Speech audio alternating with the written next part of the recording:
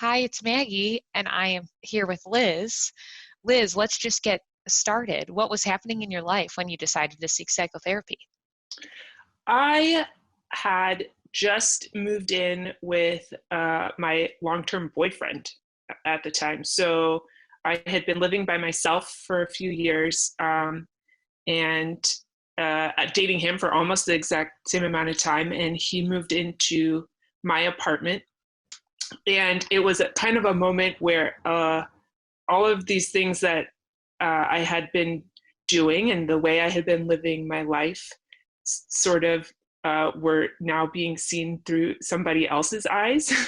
And I could see him seeing the things that I did. Um, Obviously, we've been dating for a long time, so he knew that I am a quirky person. So nothing was a surprise to him. But that was, looking back, I think that was kind of the moment where it was something that I had been thinking about for a long time, and it kind of became clear that it was something that I had to do. Although it had been something I think that I had been avoiding for years as well. And yeah, so I had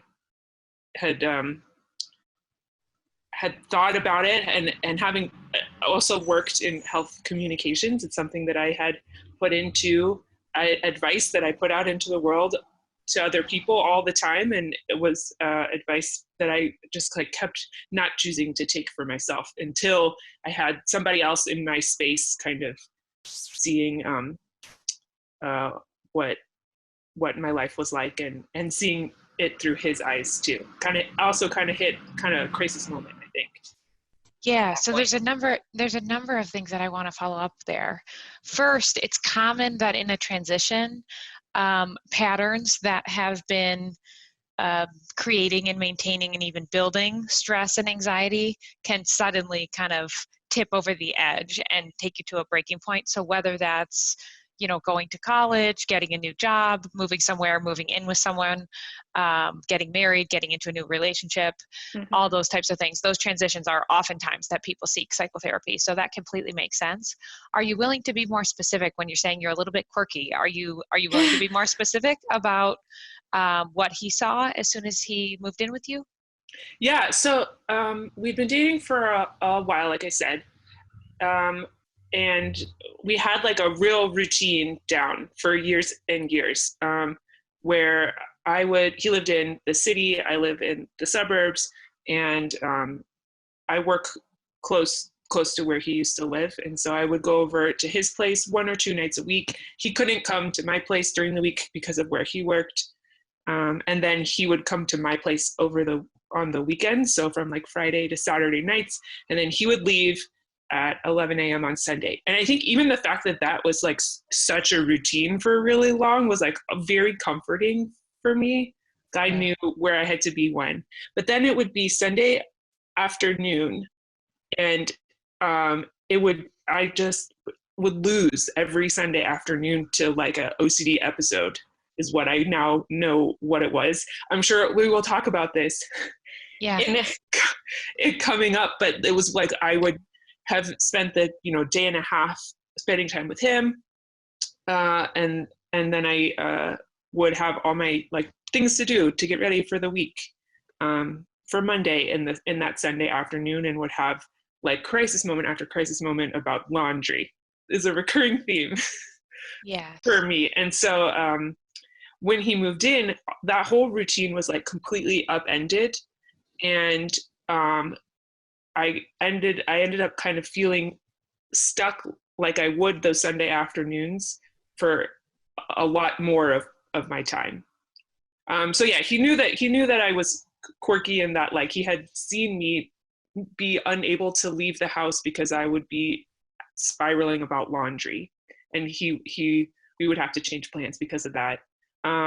He also it took me I can't even remember how long now, but I didn't even tell my family about him for 2 or 3 years. They still don't know how long we've been dating for. I will never tell them How how long come? we've been dating for. I am a pretty, looking back at it now, I'm a pretty private person. Um, and I'm fine with that. That's just part of who I am. But it was something that I felt uncomfortable telling them about it, and then I avoided it for so long that it turned into this huge huge internal issue that was a non-issue to everybody else as soon as my hand was forced. Yeah, so great to hear it. That's something that you felt shame about potentially, but then as soon as you talked about it and everyone responded with normalization and validation, you no longer felt badly about it. Yeah. I felt a lot of shame about it and a lot of guilt, and I still do. And every now and then my mom will say something like, wait, remind me, how long is it that you've been dating? um Playing it cool. But I don't know, probably that's something that I should address. And she knows that it was a long time, but I have never come clean about how long of a time it was that we were together. Not just like him not meeting them knowing about him. Yes, interesting. Okay, so we may get more into the content in the next episode, although we might have a little bit of time for it in this episode, but in the next one in particular, we definitely will. In this one, I want to go back to what you were saying about how, despite being in health communications and like knowing theoretically and cognitively that psychotherapy is good for self-care, there's nothing wrong, there's no shame in seeking out mental health services, and in fact, it can help people thrive. Can you say more about why you avoided it for yourself? Yeah. It felt like something that I should do, that I was subconsciously nervous about. Um, and the more I avoided it, the more I avoided it, if that makes sense. I think that it also got caught up in a little bit of shame as well, because there has frequently been a narrative where I feel like the should do's. I should be able to do laundry without losing an afternoon. I should tell my mom that I've been dating my partner for 2 years. I should seek therapy because I know that I would benefit from it.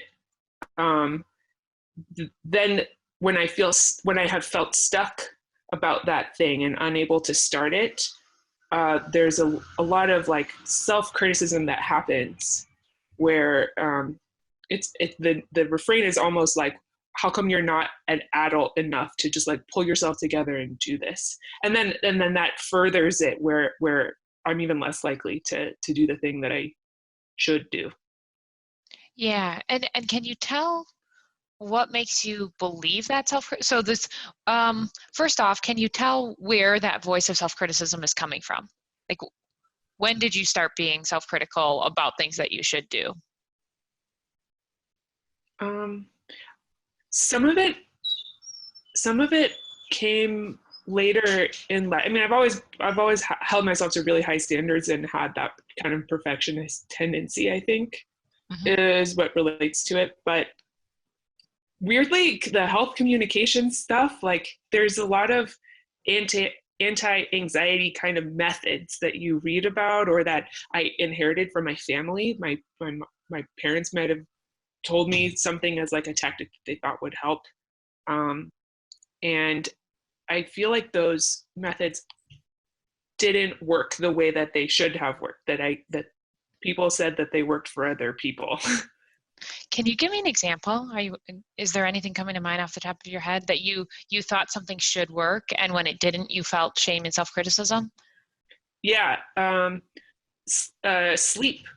That's something that, like you get enough sleep. And all through my early 20s, like I definitely didn't get enough sleep, but probably I was doing fun things.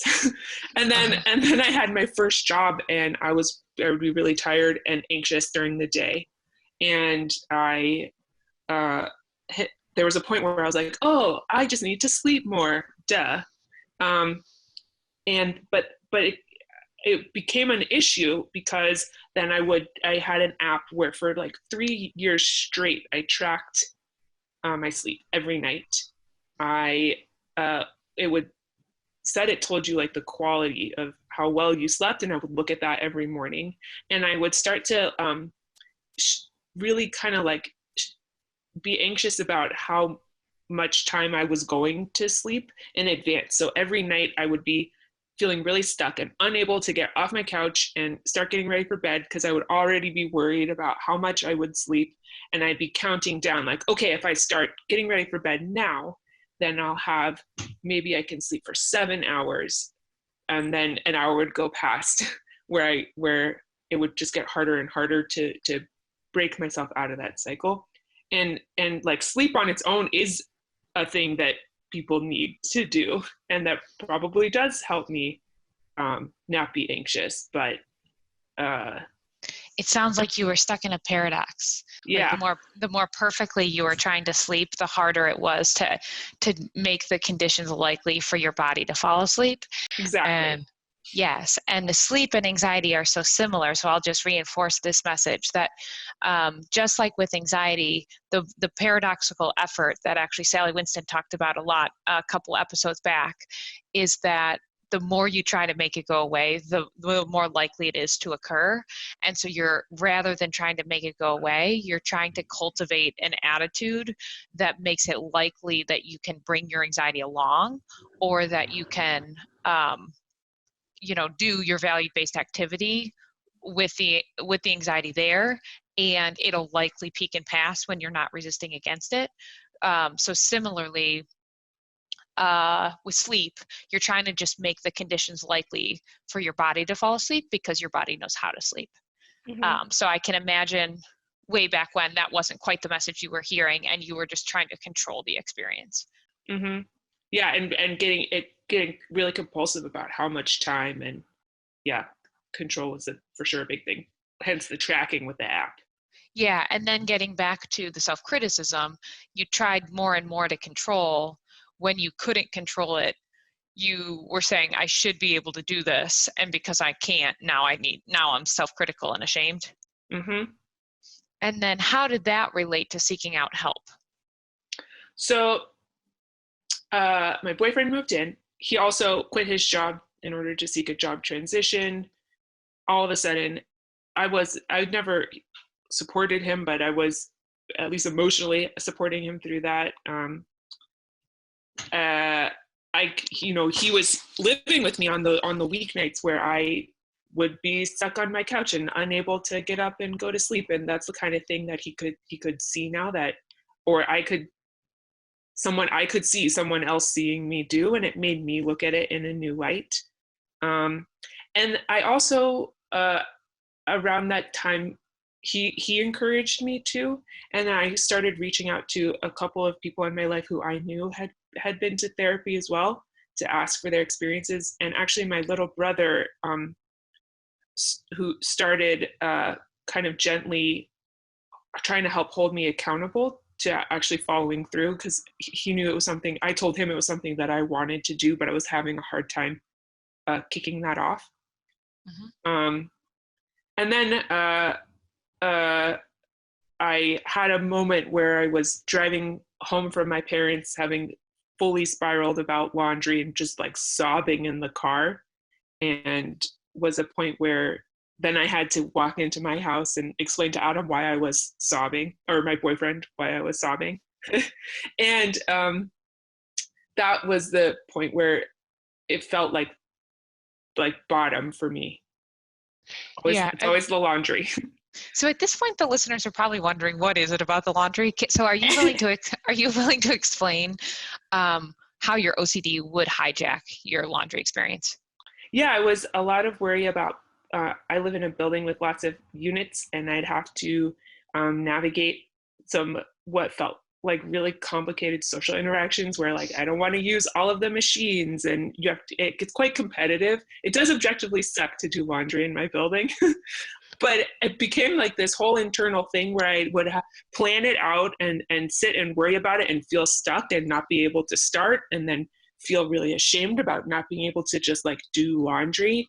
And then anyone who I would say, like, I need to block off all of Sunday now to do my laundry, and I can't do this thing. And people would offer like really reasonable solutions, like, oh, how about you just do it here, or like, I'll help, like we can hang out while you do laundry, and all of that, it felt impossible. It felt like this impossible thing that I would have to do every week. And I simultaneously felt a lot of shame for it feeling so impossible.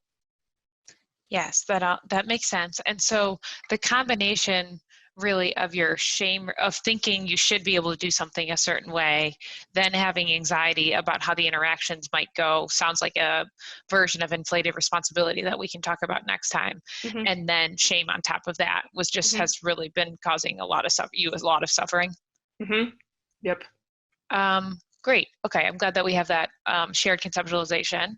How did you eventually, so I guess you were saying you had a number of different people gave you positive encouragement to seek out psychotherapy. How did you overcome your own self-criticism and shame about it?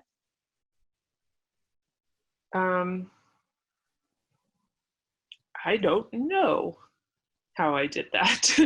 I'm not sure. I think what really helped is one of my friends who I talked to told me the first time that you go, that she went anyway, she just sobbed. And so the first time I had a phone consult, I just sobbed through it.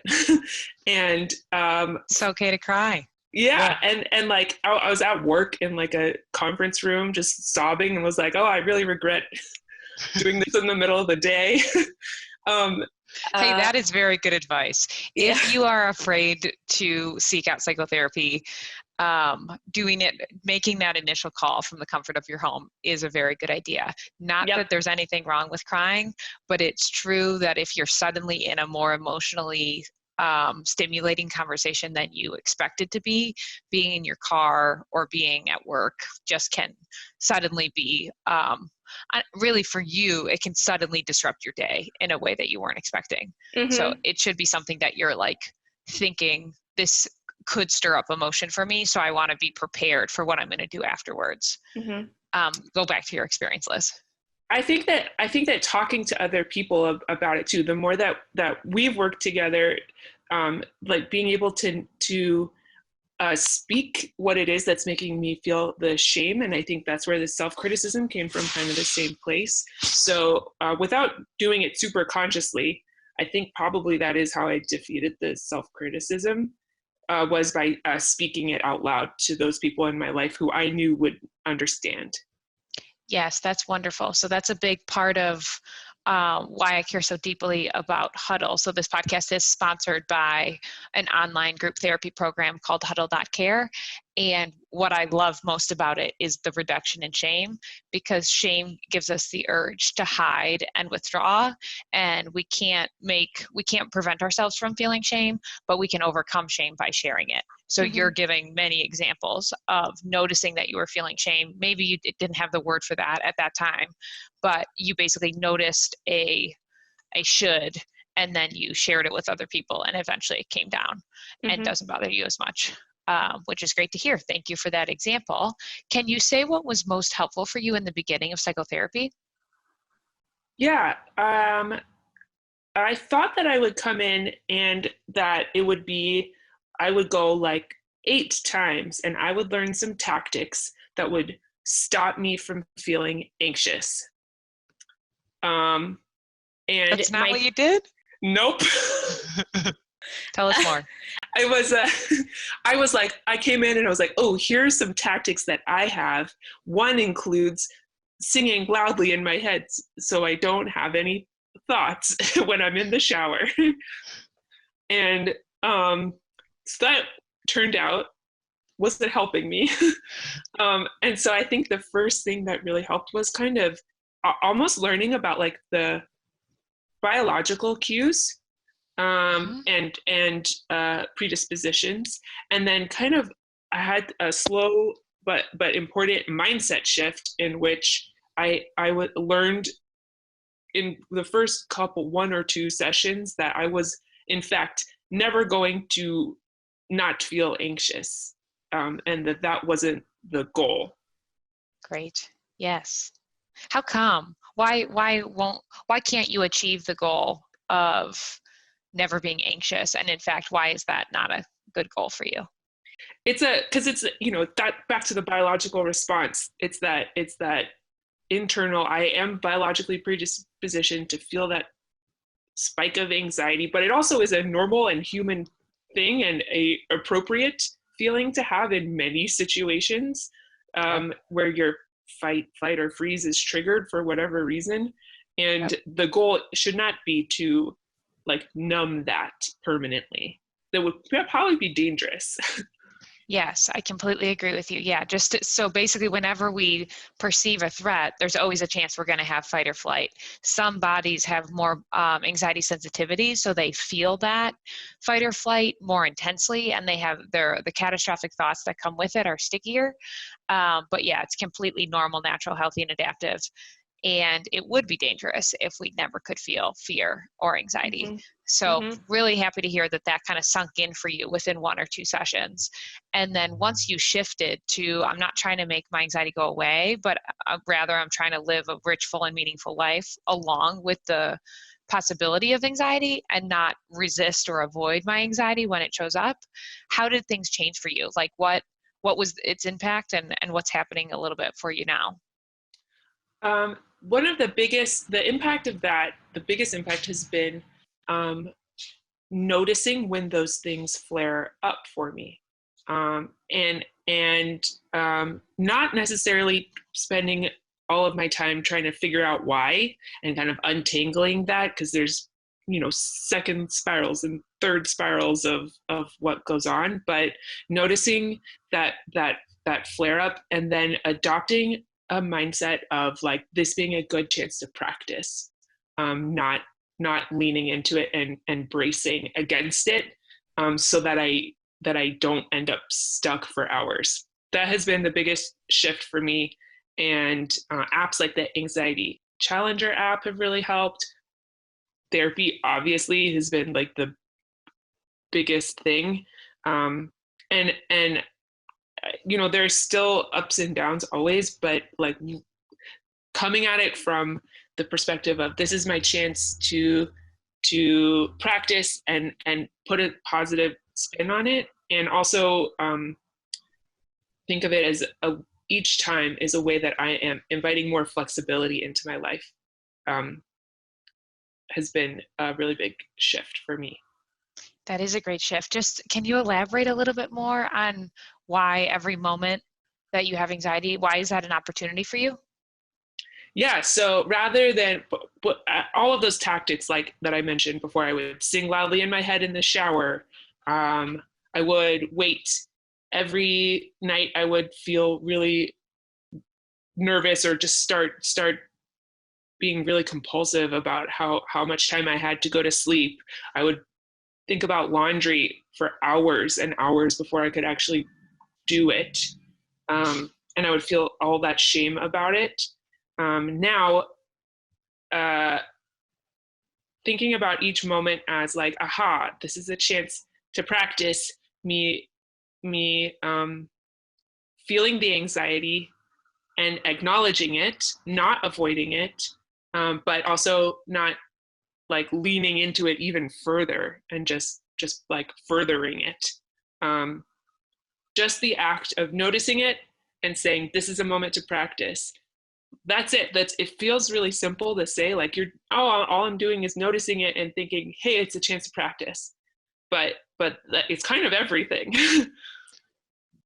Yes, absolutely. It is everything, because the way that you're responding in any given moment is a process.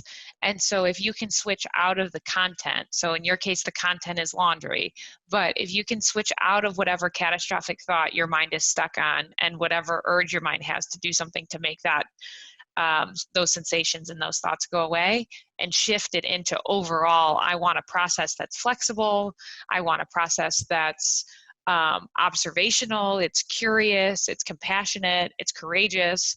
All these other attributes that make your internal experience more likely to be, I guess, rich, full, and meaningful. Like not always happy, not always joyful, but basically, if you're not fighting against sadness, you're not fighting against anxiety or any other unpleasant feeling or sensation, you just have more time where there's variability in your internal experience, and then it feels more free to you, flexible to you. And so I completely agree with you that if you see any moment where you're stuck as a moment that you get to practice the new strategy and the new process, then not only does it make that moment into something that you can see as a challenge and you don't like resist against it and kind of hate yourself for having it, but everything ties together and feels very meaningful. Yep. Yeah. And afterwards, like I give myself a point in the app, and it feels great, and it changes this whole moment around from like where I hate myself for feeling like this in the first place to feeling like I'm taking a step in the right direction, even though I had what could have been a negative flare up in how I would have thought about it before. Instead, it is like another step in the right direction. Wow. Well, so why don't we end on that? Thank you so much for sharing, Liz. Next week, we'll talk more about the specifics of what you've experienced and how you've overcome them. But thanks for introducing yourself to us, and we'll see you next time. Thank you.